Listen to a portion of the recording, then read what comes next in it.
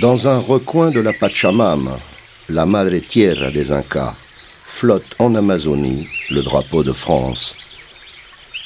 Nous sommes en Guyane, sur le fleuve Maroni, où de jeunes Amérindiens s'éliminent en se pendant, l'âme coincée entre la forêt des ancêtres et les aveuglantes lumières de la nouvelle mère patrie. Suicide qui force à repenser beaucoup de choses pour ne pas dire tout remettre à plat. Les arbres dépendus n'en sont pas moins témoins de ce qui aide à faire avancer la vie. Ils entendent des humains d'ethnies différentes parler le même langage et tenter de se comprendre. Des hommes à la peau dite rouge, les Amérindiens, à la peau jaune, les épiciers chinois de l'embouchure, noirs, sur la plus grande partie du fleuve, dorés les créoles et blanches, quelques métros qui ont pris racine. Le voilà l'arc-en-ciel sans flèche de guerre. Pour communiquer, les peuples du fleuve ont inventé un dialecte passe-partout qui franchit les rapides et se propage dans la forêt, le taki-taki, salvateur espéranto qui vient de Tolk.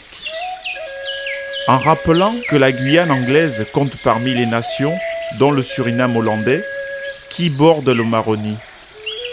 Le taki-taki permet, entre autres, aux Noirs Boni de vendre des pirogues au Wayana contre des arcs, des flèches et de la vannerie. Précisons les groupes ethniques concernés, en plus des créoles, par le langage d'union. Les Kalina, Émérillon et Wayana chez les Amérindiens, les Paramaka, Njuka, Saramaka et Boni chez les Noirs descendants d'esclaves africains. Un Boni, qui n'a plus d'âge, Papagalmo, incarne cet espéranto. Le colporteur qu'il est mène sa pirogue de village en village, proposant famille, produits et ustensiles. Il est peut-être le personnage le plus connu du fleuve. Papagalmo démine les problèmes, porte la parole de paix. Des deux côtés du lit de l'eau, aucun hamac ne lui est refusé. Curé à Soweto du temps de l'apartheid en Afrique du Sud, Emmanuel Lafont, aujourd'hui évêque à Cayenne, qui ferait d'ailleurs un très chouette pape, trouve aussi dans l'espéranto des ondes guyanaises une source d'espoir.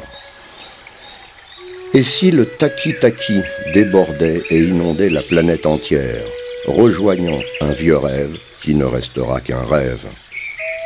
Les hommes ayant trop besoin de cette première frontière les séparant qu'est le langage pour se rassurer.